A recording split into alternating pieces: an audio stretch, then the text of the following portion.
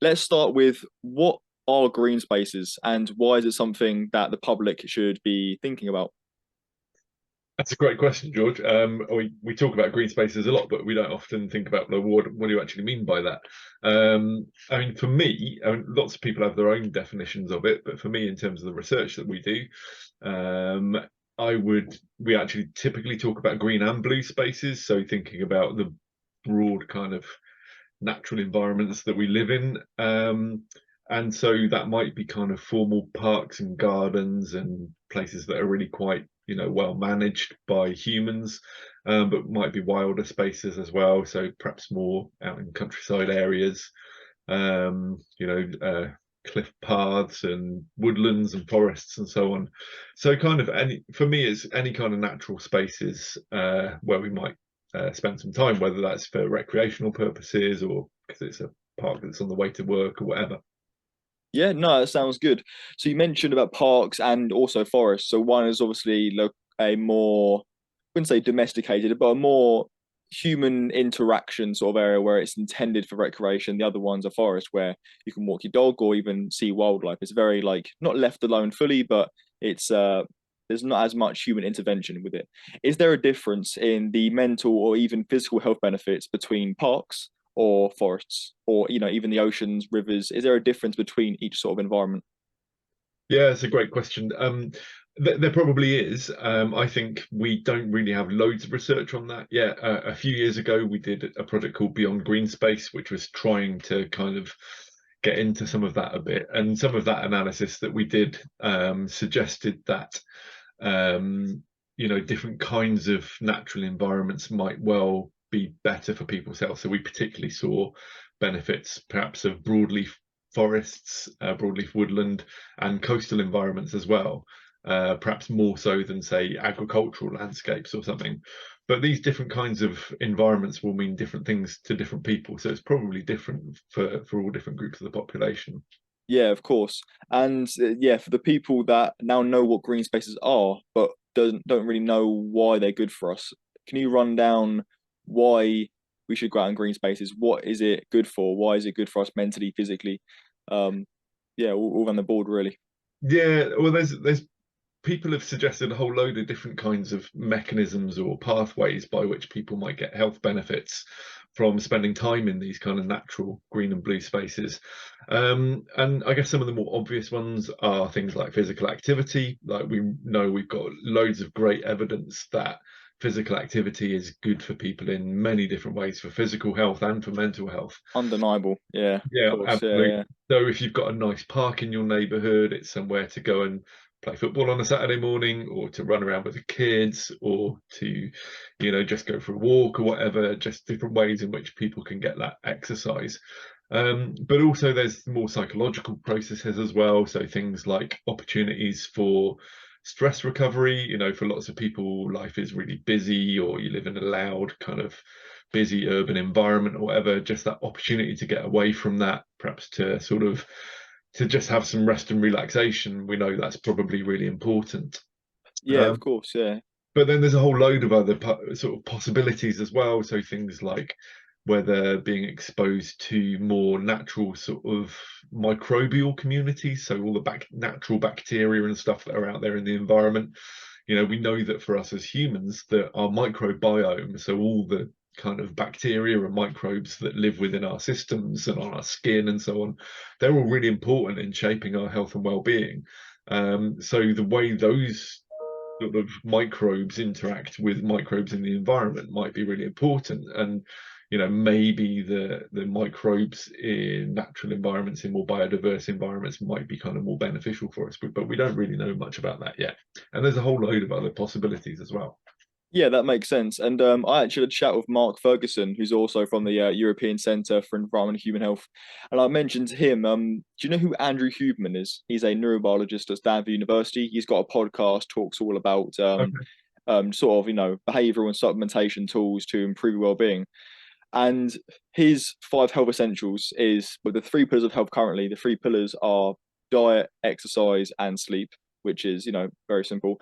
But the other two that he talks about, which is quite underrated in a sense, is social interaction and sunlight. And I Yeah, kind of thought about it. When you go out in nature, for example, you go into a park or a forest, you're getting every single one of them directly or indirectly, except yeah, diet. So it's kind of like there's no like from looking from an evolutionary perspective, you're doing the things we evolved from. Like, yeah, there's no surprise when someone goes, oh wow, like going out in forest is good for us. I'm like, yeah, of course it is. Like when it comes to the nitty-gritty sort of scientific information and all the sort of molecular sort of what's actually happening in your brain, that's obviously a bit harder. But as soon as you hear it, I'm not surprised, like at all. It's yeah. I mean, yeah, that's one of the kind of challenging things that I think for us doing research in this area is it's kind of a bit obvious. I sometimes do this thing if I'm doing a talk to a bunch of people. At the start of the talk, I'll say, "Who thinks the natural environment is beneficial for people's health and well-being?" And nearly yeah, everybody sticks their hand up, and you sort of think, well, do we really need to do the research? But I think the thing that we really need to do is to think about what are the complexities of those relationships, and that's really important for us to recognize because these environments clearly aren't good in the same way for everybody, and in fact for some people they might be harmful. So we can't assume that this is just brilliant for everyone. There are some people who perhaps really don't like the idea of a natural environment, and it's perhaps if you're somebody who's grown up in a very dense built environment, that's your place of comfort, that's what you're used to. yeah, So I think we have to be careful about assuming this is good for everybody. And so we need the research to try and tease apart, what kind of environments are good for what kinds of people, in what kind of places. And when we start thinking about, how is a changing climate going to impact on this? How is our loss of biodiversity that's continuing? How is that going to impact on these relationships? So we have to understand these kind of relationships in all their complexity, really, so that we can then try and actually do stuff that actually benefits both the natural environment and us as human beings. exactly. And that's what the whole European Centre for Environment and Human Health does. Really, just really like highlights and creates that bridge between the two, and then tries to educate other people about it. And at university, I was trying to do all the modules that were related to the European Centre. So no, I really enjoyed them, and I talked to a lot of people as well, like Michael Voss, Emily Stevenson as well. I actually had a podcast with her this morning as well. So you're talking about negative interactions with the environment. Mm, She's looking into antibiotic resistant bacteria that's kind of latching onto microplastics, and or yeah, not 100% sure, but I'm almost positive that's what she does. yeah, But that yeah, does I'm not that too right. sure. Yeah.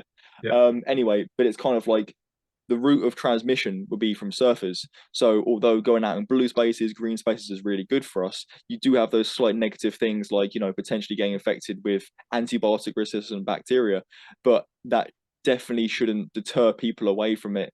As harsh as that sounds, it shouldn't be the sort of like, oh, that's terrifying. I shouldn't go out in natural environments because what if this happens? What if that happens? Mhm.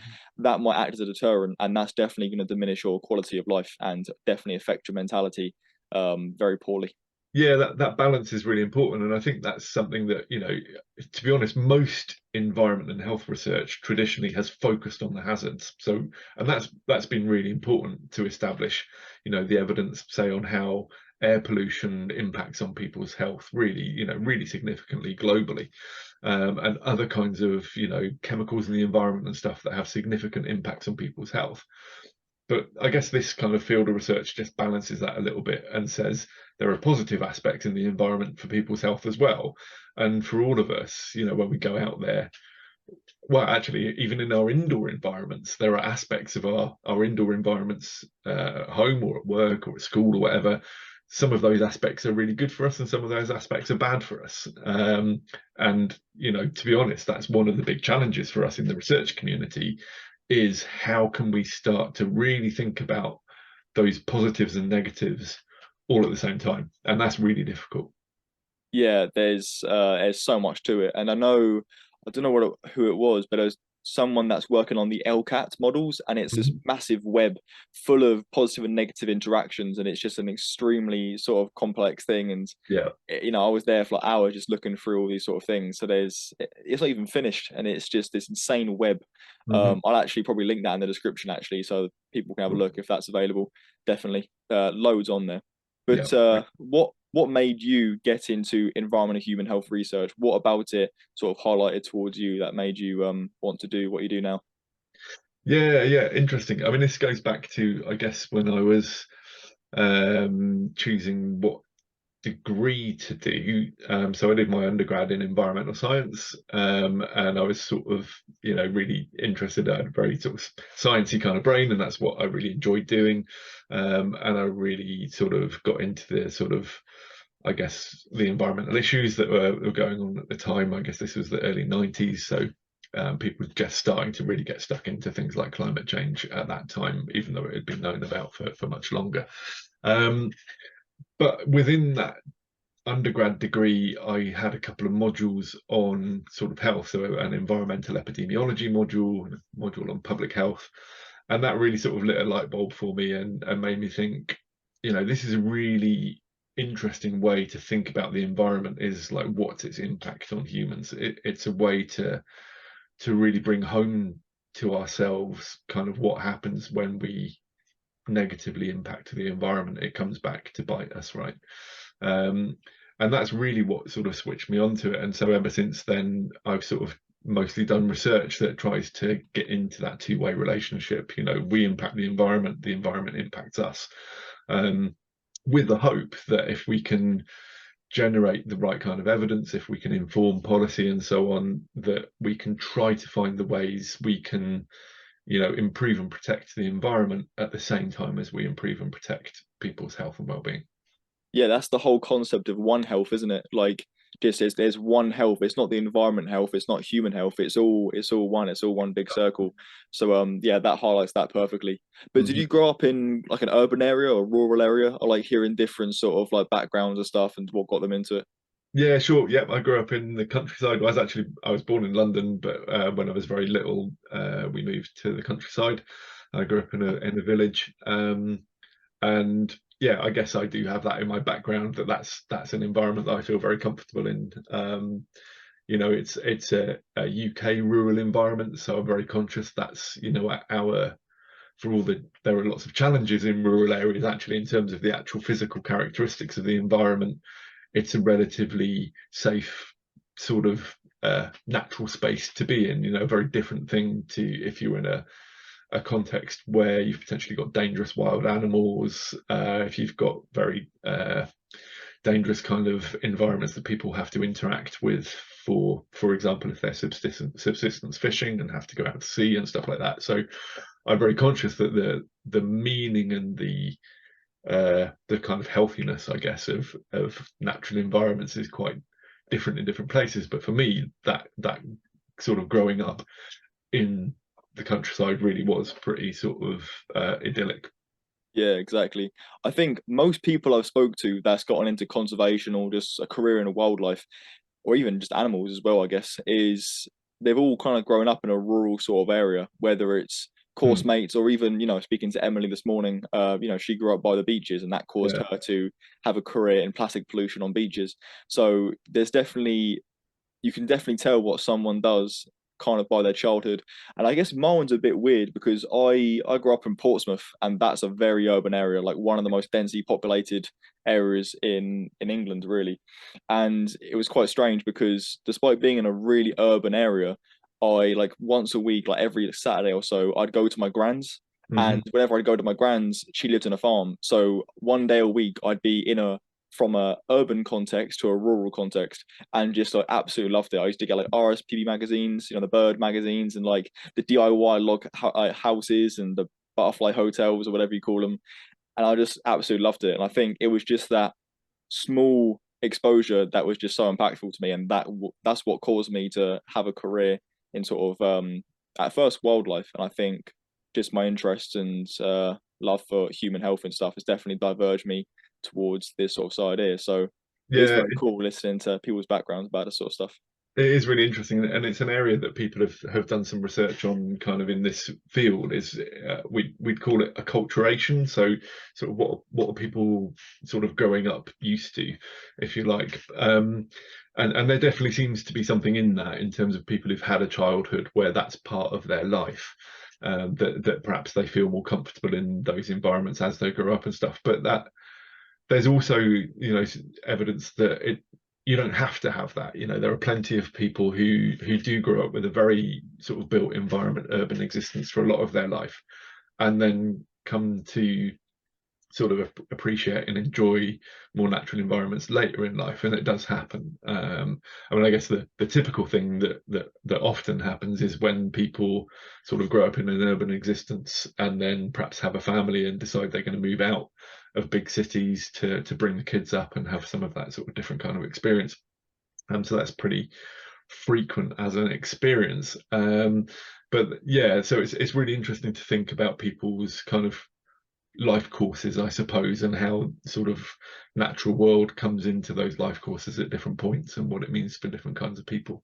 Yeah, I guess it's just the ability to ask scientific questions as a kid is a massive thing. And I think it was the severe, not severe, but the dramatic context, which is what caused me to start questioning things scientifically from a very early age. Not like, my hypothesis is sort of scientific, but it was just like, oh, what's this? What's that? It's just constantly asking questions. Yeah. And as scientists, that's literally all science is, just asking questions and figuring it out. So, but I kind of thought about this recently, actually.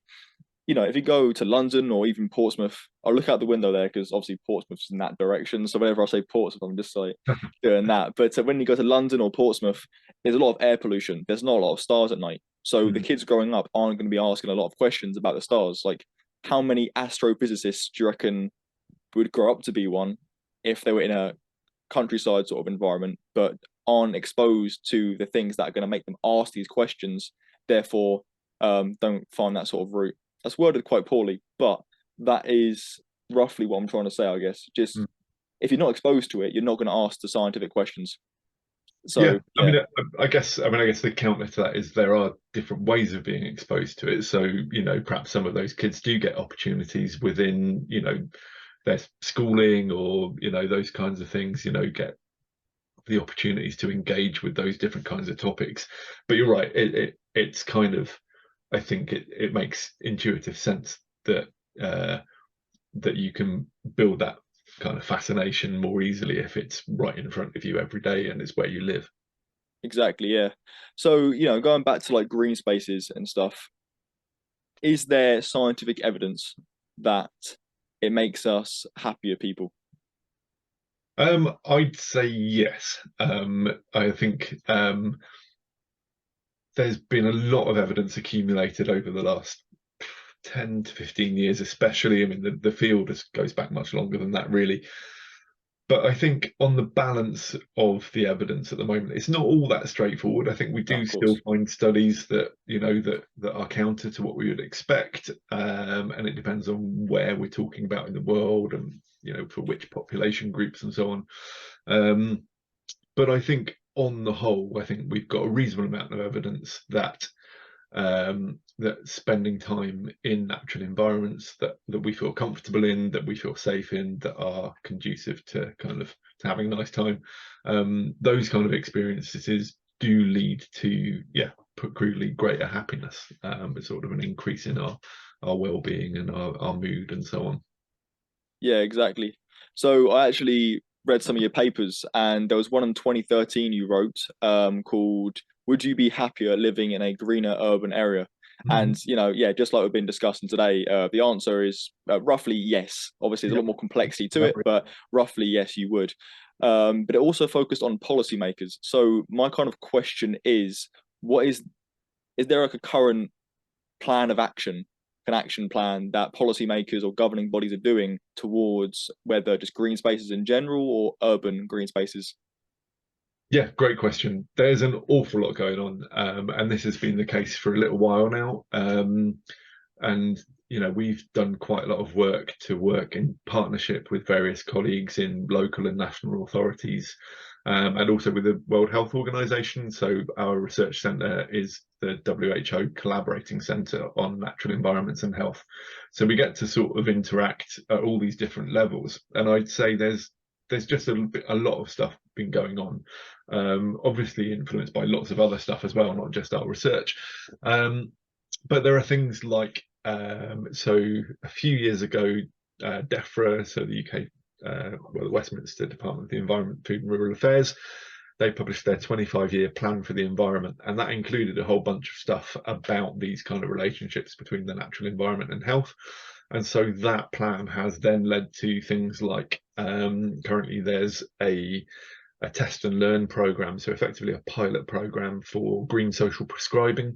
So trying to sort of figure out what works in terms of providing opportunities to engage with nature as an adjunct to the sort of conventional health services, and so provided through the NHS, through general practice primarily, but through other routes as well.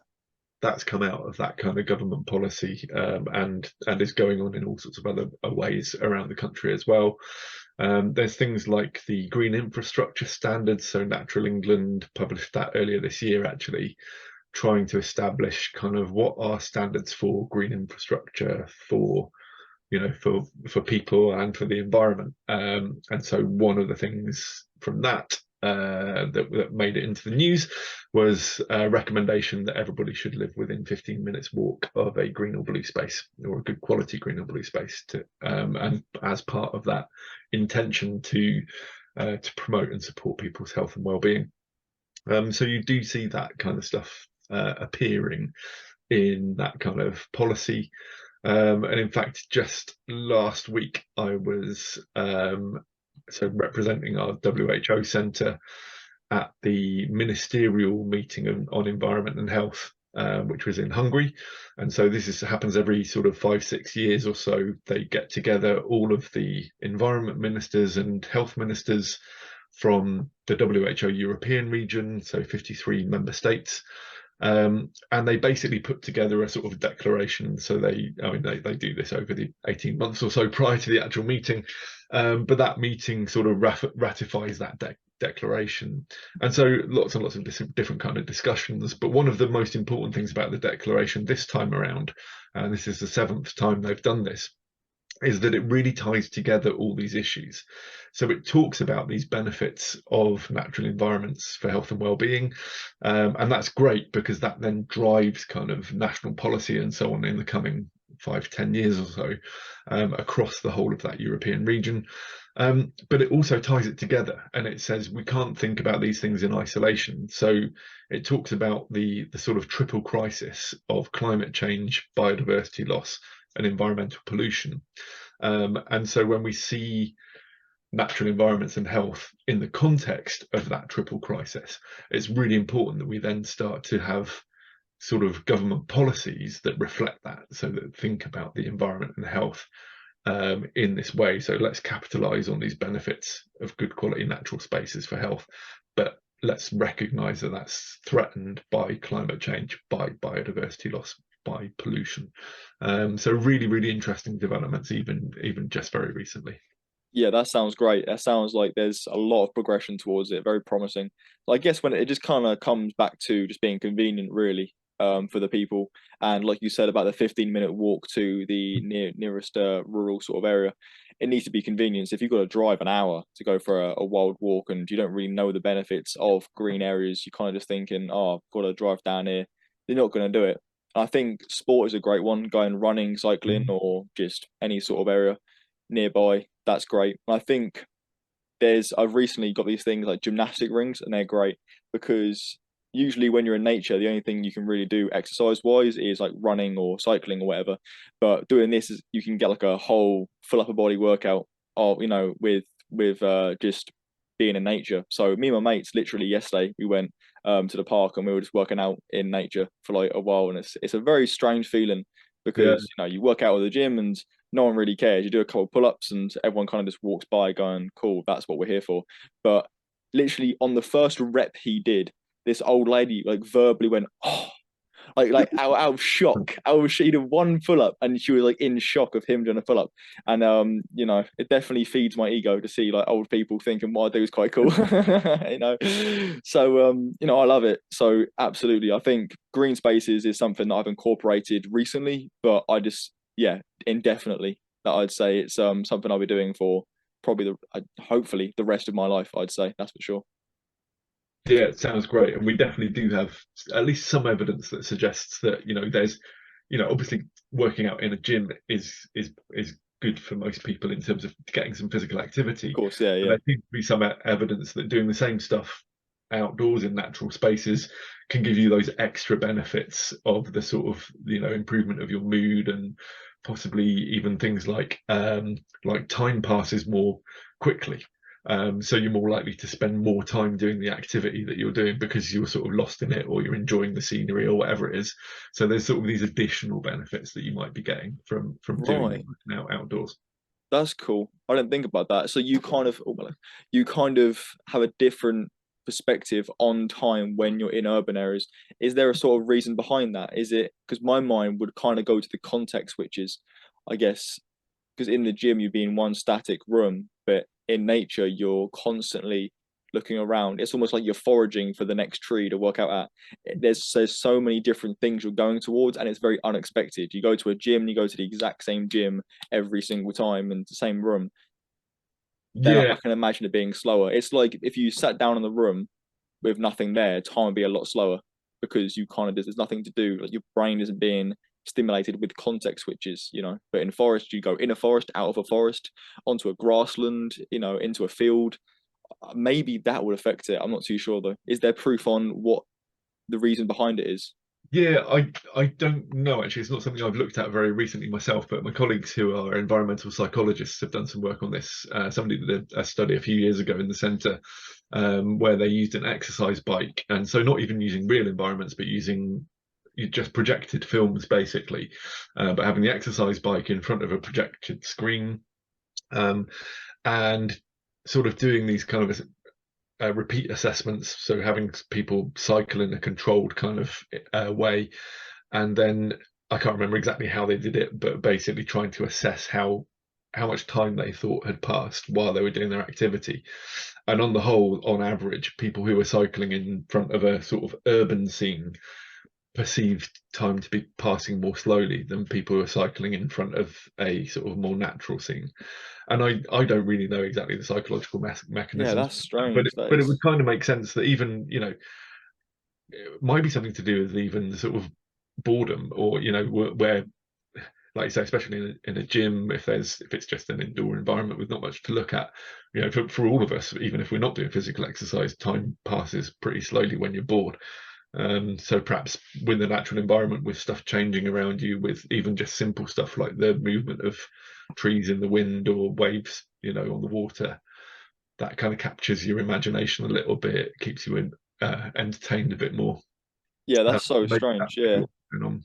I've never heard of that before. That's a complete brand new thing to me.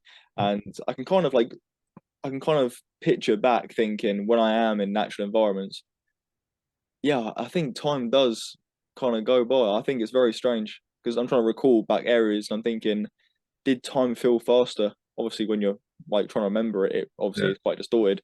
But I'm yeah. trying to think, did time go faster? I don't know. It's very strange, but hopefully they find out the other reason. That'd be really cool. But I definitely don't want to slate gyms. I mean, if it's raining, I'll definitely go to the gym. I Yeah, mean, I'll absolutely. definitely, Everything's you know, place, right? It's yeah. And what works with, some people are much happier running on a machine in the gym than they would be running outdoors in the park, and that's fine. yeah, of course, yeah. No, I'm definitely an outdoorsy sort of runner. Even if it is raining, actually, Yeah. running is no exception, that's for sure. But how do you incorporate green spaces into your daily life? Yeah, I mean, I guess I do try, and I'm fortunate living by the coast, so it's fairly easy. About sort of 10-minute walk away, I can sit on a bench on top of a cliff and look at the sea and stuff. So that's a pretty nice way just to, wind down at the end of the day or something. It doesn't have to be doing some activity. It can just be sitting there and enjoying the view. I do like to get down and get in the sea. Um, not nothing too crazy, but getting in and having a bit of a dip is really nice. And I do a bit of, walking and running and cycling, but again, nothing too crazy really, but just enjoying being outdoors. And like you say, I mean, I'm one of those people. I actually much prefer running in the winter than I do in the summer. I get too hot too easily, so Oh, definitely, yeah. It's either ideal morning or ideal nothing. for me if it's Yeah, pouring with rain and cold. That's great. no, exactly. But you mentioned like sea swimming, and that's a whole different box of frogs. That is, I mean, that is we're talking about going into a forest, but going into the sea, that's like Yeah. including, you know who Wim Hof is? Wim Hof, the Mhm. Iceman. Yeah, I mean, if we're talking about sea swimming or going into cold water, his name just has to come up. And there's so many health benefits towards not even just being in the ocean, but just being in cold water, which in Mhm. England that's going to be cold water. You know that there's so many benefits towards that, and that's undeniable. That is, there's so much for it. But linking back to what we talked about earlier with the whole, you know, you can get infected with E. coli, and it creates another route of transmission that could put people off. And the fact that it's cold might put people off. But if you really highlight the benefits, I think people like Wim Hof have definitely made a significant amount of people, including myself, go more into cold water because you see a actual reason towards it, you know. Yeah, definitely, and I agree, and I think there's probably all sorts of benefits. I think the actual amount of science that we've got about how that works and why it is, I think, is pretty limited. But obviously, with the um, sort of the rise of wild swimming, I mean, I sort of hesitate a bit with wild swimming because people have been getting in the water outdoors for donkey's years. But it has definitely sort of taken off as a thing, and that's great. I guess we just have to, like you say, with the potential for, say, microbial kind of exposures and stuff in the sea. Also, we have to think about the safety aspects, and there are definitely, you know, risks, and we may well start seeing this with climate change, you know, with hotter weather, with it becoming more appealing to jump into some cold water. You know, there are risks of being in cold water. People need to understand the tides and the waves and the, you know, the currents, and understand how to deal with, you know, I don't know, rip currents if you're on a beach and that kind of stuff. So those things are really important for us, and again, it comes back to this thing of recognizing that our environments present potential benefits for our health, but at the same time hazards to our health. And we have to go into that eyes wide open and think about all of that. And like you say, most of those hazards we can overcome. We can tackle them. We shouldn't be too put off by them. But certainly, say in terms of, you know, swimming in the sea or whatever, it definitely comes with some risks, and people need to know what they are and how to deal with them. Exactly, yeah. And when it comes to doing research on environment and human health, is there any sort of studies? Because the ones that I've read are usually like questionnaires and surveys. Is there any sort of studies that are focused on actual biological samples, for example, like blood or kind of measuring the brain signals, or is there any sort of biological sort of studies focusing on it? Yeah, there are. I mean, I would always take the view that all of these different types of studies have their pros and cons, so they all present different kinds of evidence. I think typically in sort of scientific terms, we often think those things, you know, if it's based on a blood sample, it's got to be better quality evidence than if you're just asking somebody in a questionnaire survey. But I think they all tell us really different kinds of things. But yeah, absolutely, there are various studies that have been done. So things like where people have, say, measured people's cortisol, so the sort of stress hormone, use that as an indicator, a biomarker of stress, and some mixed kind of studies with using that biomarker, partly because it's just a really complex thing, kind of measuring those types of things and what do they actually mean. You know, we all produce cortisol naturally as part of our sort of natural day-to-day life, and so actually understanding what's a kind of an indicator of stress is quite difficult. But also other things like, especially in Japan and South Korea, they've done quite a lot of studies around kind of forest bathing, this idea of Shinrin Yoku, which has been around for a very long time again. And they particularly have done these studies, sort of experimental studies, with people sitting in forests and measuring their exposure to some of the sort of chemicals that are produced naturally by trees. And then measuring people's biomarker responses to those. So I can't remember any of the detail really, but, you know, taking blood samples and things and measuring sort of biological responses to those exposures. So there is all sorts of evidence, sort of taking these different approaches and putting together the different bits of the jigsaw puzzle. Yeah, that sounds great. I think I definitely agree with you in the stance that getting these sort of biological studies are a lot more, I wouldn't say reliable, but yeah, I guess it's just kind of factual in the sense that, you know, that's what the blood's saying. The blood can't lie or have a warped perception.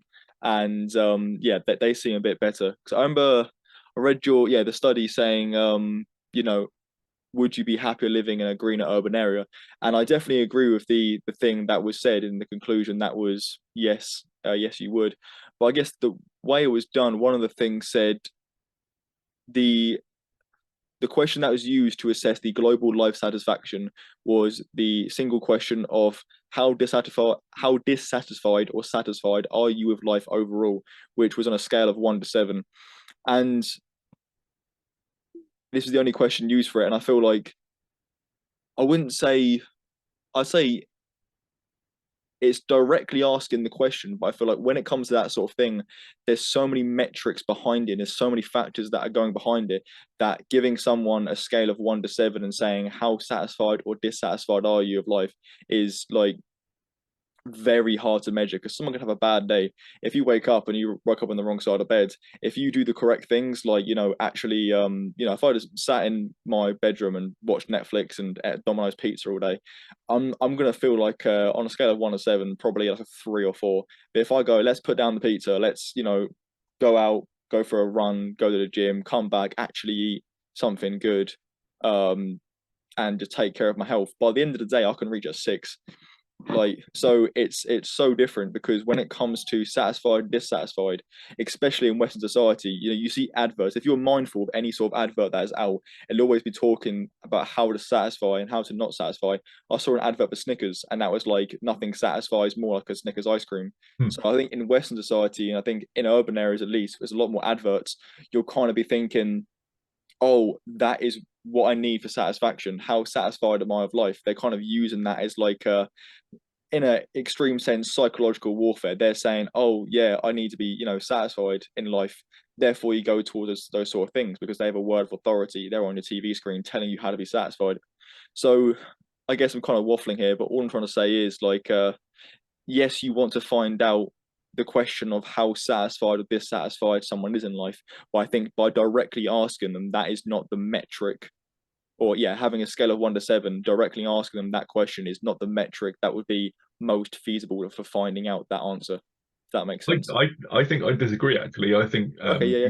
I think these single questions or some of these sorts of questions that we use in these kind of surveys, they're incredibly powerful, and very people are very good at knowing kind of how they are.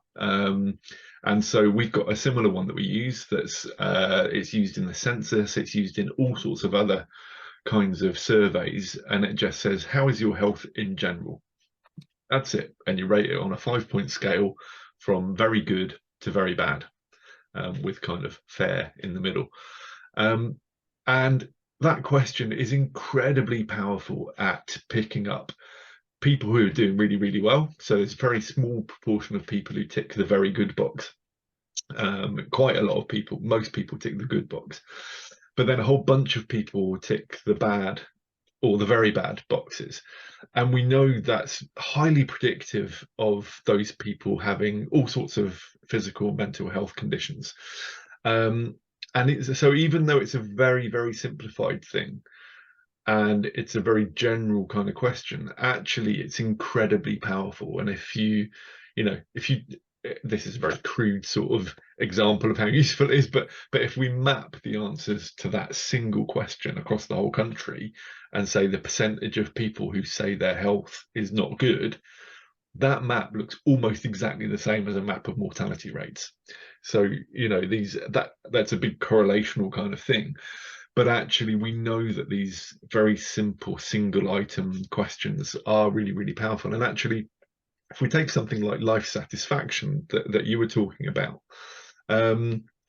how can you capture life satisfaction? That's exactly, yeah, It yeah. is a subjective kind of construct. So it's a thing where you want to know what's somebody's opinion of how satisfied they are with their life. So that's a kind of thing you can't get at that with a blood sample or a hair sample, or with some kind of clever imaging or something to find out how satisfied somebody is with their life. You just have to ask them.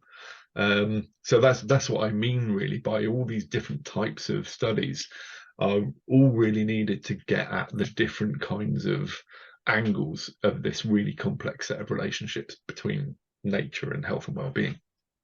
So you said that the map showing the people that are not satisfied with life or as satisfied with life have a higher mortality rate than the maps others like similar. You said the maps of people that unsatisfied of Not life is similar to the maps that have high mortality rate?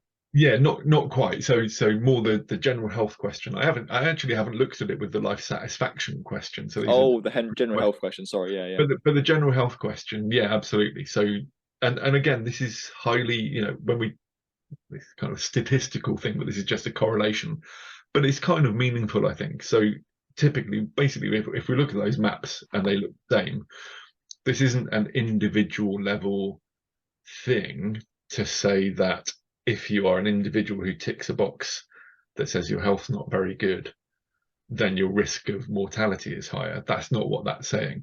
What it's saying is in areas where you have a large proportion of people who say their health is bad, those areas typically also have high mortality rates. So there's a correlation between these two things. And actually, we know from other sorts of data that actually those, even with individual level data, typically the people who are ticking the box to say their health isn't good, they do have, other kind of, specific physical or mental health conditions. So yes, it's a very crude measure, but it's a really, really good indicator. And the advantage of that is we've got a really simple question that nearly everybody feels comfortable answering. And it's asked, say, here in the UK, it's asked in our census. So we know the answer to that question for nearly everybody in the country at one point in time. So the Is that a last time. census question? Yep. So in That's 2021, we've got that. So you've got that data for, the best part of, well over 60 million people telling you how their health is.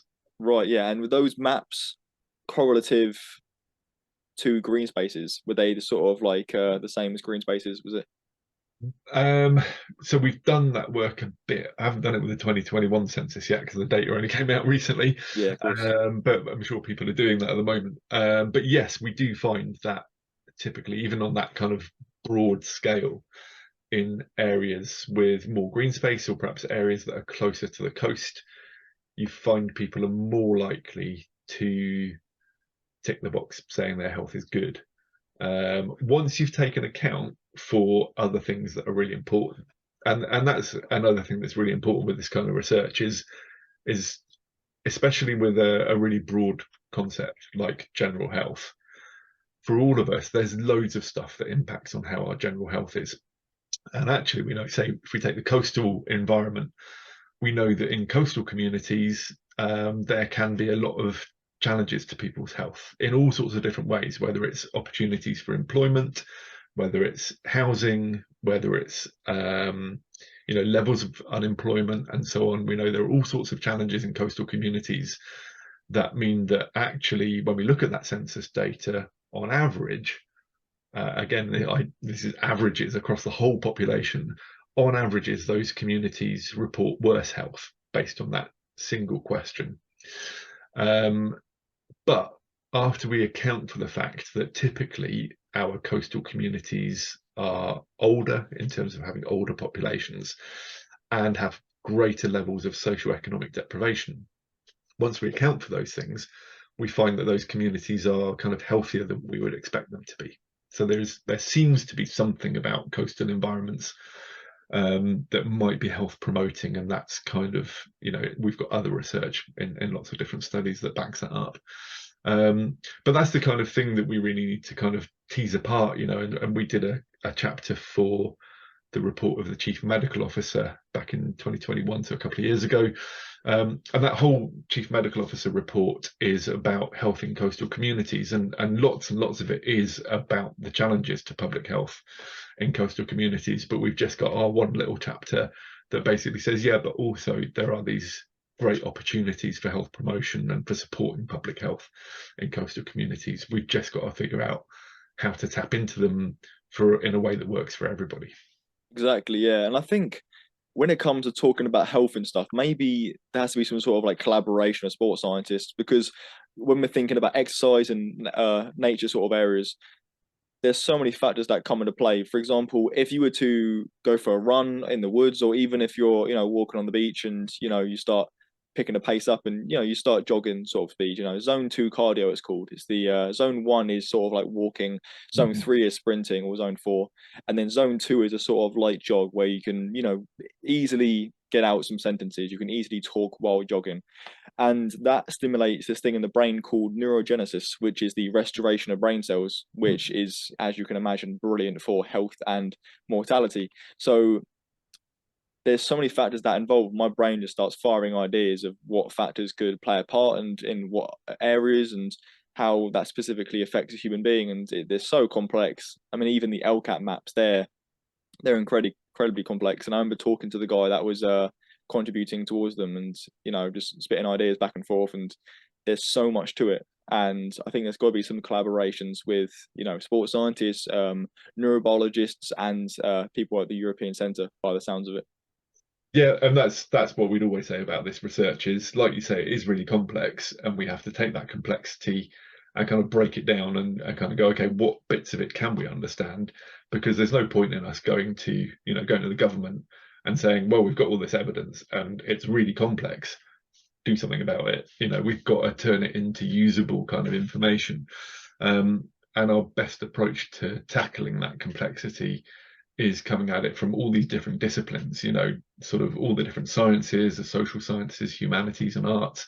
Everybody's got something that they can contribute to understanding those relationships, and also thinking about how do they bear relation to people's real lives, to everybody's lived experiences. How do they actually connect to the reality of planning policy or public health policy or delivering health services on the ground?